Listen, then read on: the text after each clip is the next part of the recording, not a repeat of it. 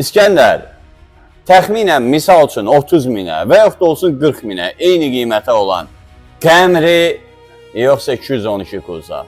Həmçinin ehtiyat hissələri baxımından Camry yoxsa 212 Kuza və yaxud 213 Kuza. Yəni Yeşka yoxsa Camry.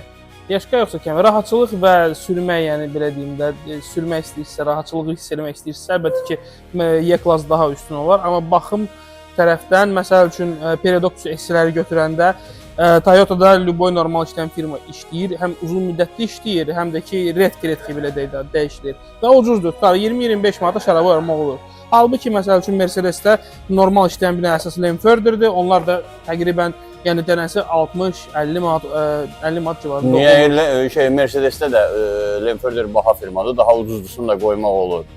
Prosta müştəri özü, yəni daha onu tələb eləyir. Əsas onu tələb eləyir. Amma Toyota'da daha uzun müddətli olur. Toyota'nın konstruktiv cəhətdən, yəni ucuz malda qoyanda Toyota'da o normal işləyir.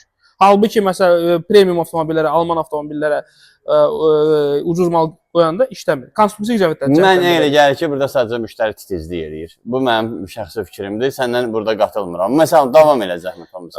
Yağ baxımından təqribən eyni şey gəlir. Hər ikisinin orijinal məsələn orijinal yağın litri təqribən 20-22 manatdır.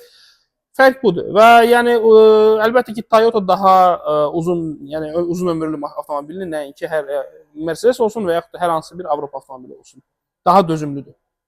Məncə daha yaxşısı BMW-dir. Ev yox, xarab onda da mənə əziyyət eləyir.